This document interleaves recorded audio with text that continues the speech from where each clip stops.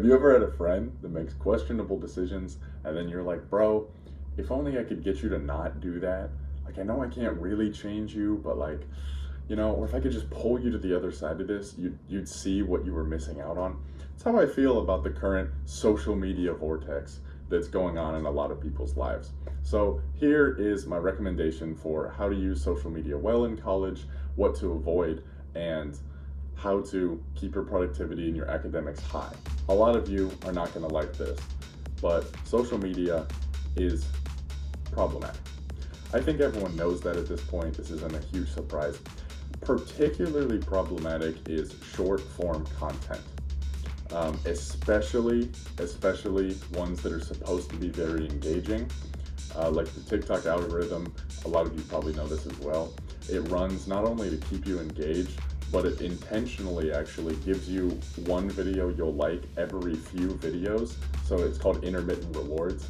The way it works with your brain is just like a slot machine. So you get a really high dopamine hit at one point when it's a video you really like, but you don't get them every time, because then you'd be so interested in the one video, then you wouldn't want to keep scrolling too much. So it throws in intermittent rewards to keep you playing the game. It's kind of a diabolical setup. So I generally recommend cutting that out. For your academic success, for the sake of your future, I would generally recommend deleting particularly TikTok, because TikTok is essentially all short form content. TikTok was the pioneer in that. We all remember over COVID, you spend hours a day on it. And TikTok is essentially what trained you to do this all the time.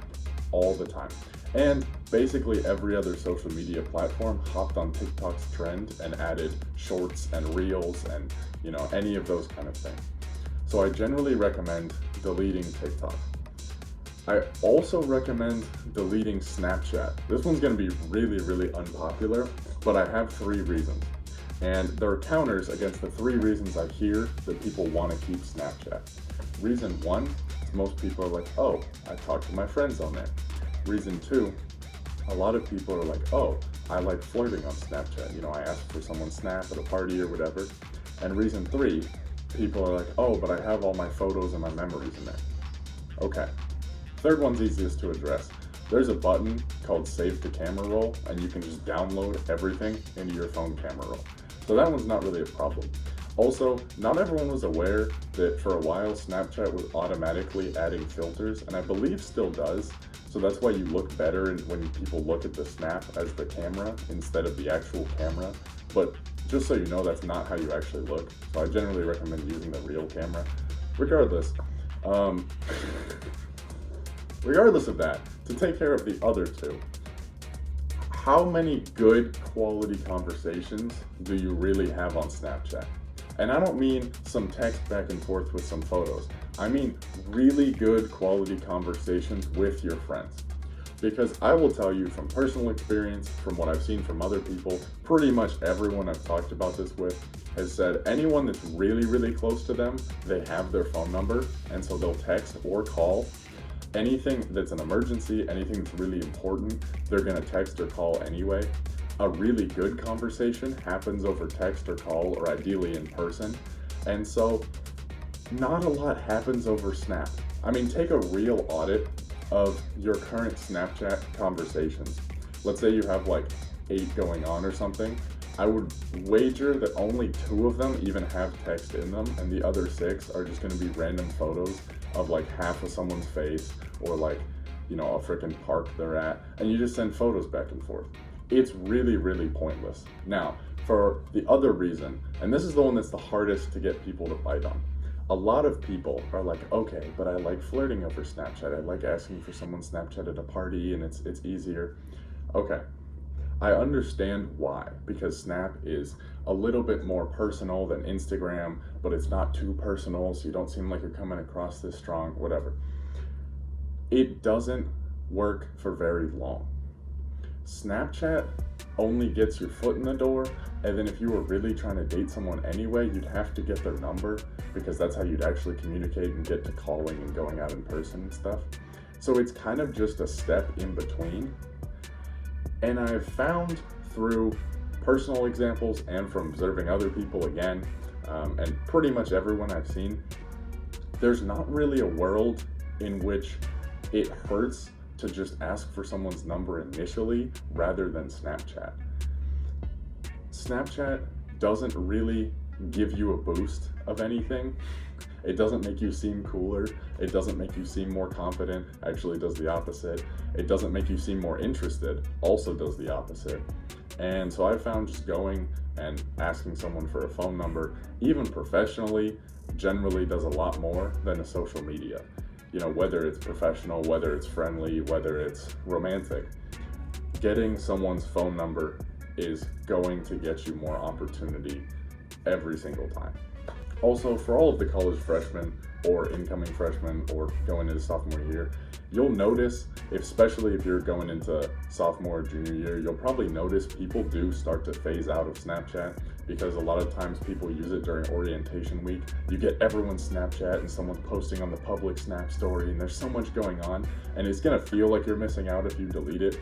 I can tell you all of that disappears within like a month or two, and it goes right back to just random photos. And is it really worth your time to watch some dude talk about how he like showered this morning? Like, it really does not matter. So I generally recommend getting rid of Snapchat. Now, Instagram, I think, has some value because Instagram can be used for large group settings. It's probably one of your most public interfaces, right? Facebook's kind of being phased out. Instagram is something that everybody sees. And so it can be helpful, you know, if you're trying to launch a business or, hey, a YouTube channel. It can be helpful to have an Instagram, have a presence, have friends to send it out to and be like, hey guys, I made this, check this out.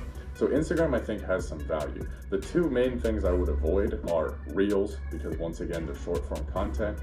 And two, during the academic year, delete Instagram Sunday night, and you can re-download it Friday once you've finished your homework. A lot of people really hate on that because they're like, oh, but it's my relaxation, but it's this, but it's this. It will help you with focus. It will help you with clarity. And you'll notice, if you try it for like a week or two, first few days, you'll find yourself mindlessly scrolling to the place on your phone where you had the Instagram app and almost clicking it. And then you'll realize the app's not there. I still find myself doing that sometimes. It's a really deeply ingrained habit to just open it up because you want some kind of stimulation. Now, Instagram is very, very public, very, very casual, right? That's why it has benefits. It also means you're not going to be missing out on as much as you think you will.